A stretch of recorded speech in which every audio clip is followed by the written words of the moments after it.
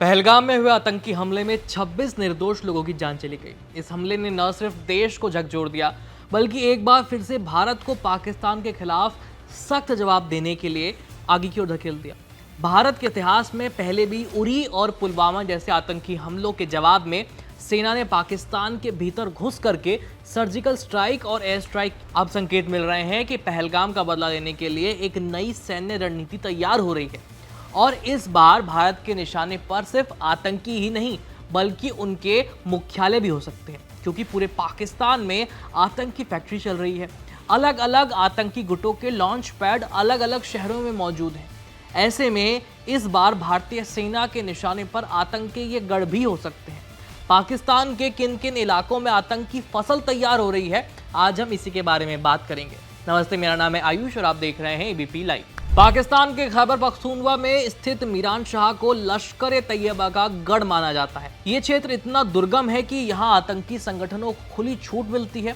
सूत्रों की माने तो यहाँ बेसिक से लेकर के एडवांस ट्रेनिंग तक दी जाती है और भारत की संभावित स्ट्राइक से यहाँ का आतंकी नेटवर्क बुरी तरह से हिल सकता है। मनसेहरा और खोस्ट जैसे इलाके घने जंगलों और पहाड़ियों से घिरे हुए हैं। यहाँ जैश-ए मोहम्मद जैसे आतंकी संगठनों के गुप्त कैंप्स भी चल रहे हैं। भारतीय एजेंसियों की निगाह अब इन इलाकों पर भी है, जहाँ सीमित और सटीक ऑपरेशन से आतंक की जड़ें काटी जा सकती हैं।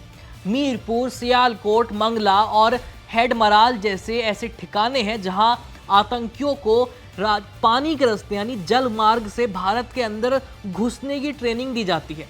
इन कैंप्स की निगरानी खुद हाफिज सईद का बेटा तलहा सईद करता है।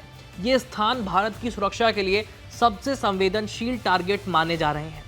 एलओसी के पास स्थित रावलकोट और नूर अल इस्लाम जैसे इलाके पाकिस्तान से आतंकी घुसपैठ की शुरुआत का आधार बन चुके हैं। इन इलाकों में आतंकियों को तैयार करके भारत भेजा जाता है।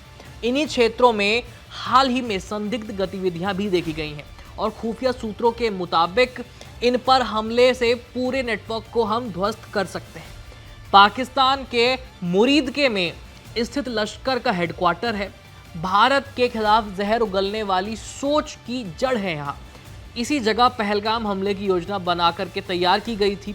इसके अलावा इस्लामाबाद एयरबेस के पास भी एक रणनीतिक ट्रेनिंग सेंटर है, लेकिन उस पर हमला करना भारत के लिए कूटनीतिक रूप से थोड़ा सा चैलेंज वाला हो सकता है, क्योंकि वहाँ पे पाकिस्तान के एयरफोर्स का रनवे है। अमेरिका के उपराष्ट्रपति जेडी वेंस ने हाल ही में सुझाव दिया है कि भारत को पाकिस्तान से सीधी लड़ाई करने के बजाय लादेन जैसी रणनीति अपनानी चाहिए, यानी सीमित लक्ष्य आधारित ऑपरेशन।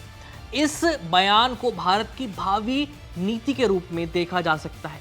प्रधानमंत्री नरेंद्र मोदी ने पहलगाम हमले के बाद कहा था कि ये जहां हैं उन्हें वहीं मिट्टी में मिला देंगे। ये बयान सिर्फ गुस्से का इजहार नहीं था, बल्कि ये दर्शाता है कि इस बार भारत का फोकस सीमा पार के छोटे ठिकानों से हट करके अब उन ठिकानों पर है जहां आतंकी जड़ें हैं। अब भारत सिर्फ आतंकियों को जवाब देने नहीं बल्कि उनकी पूरी की पूरी फसल काटने के लिए तैयार है। जिस जमीन पर पाकिस्तान ने आतंकी खेती की, अब वहीं पर भारत जवाब देने की रणनीति बना रहा है। जवाबी कार्रवाई में भारत को पाकिस्तान के खिलाफ ऐसा कदम उठाना चाहिए और किन किन इलाकों पर भारत को अपना टारगेट रखना चाहिए, अपनी राय हमें कमेंट सेक्शन में लिख करके जरूर बताइए और देखते रहिए एबीपी लाइव। मिलते हैं अगली वीडियो में। धन्यवाद।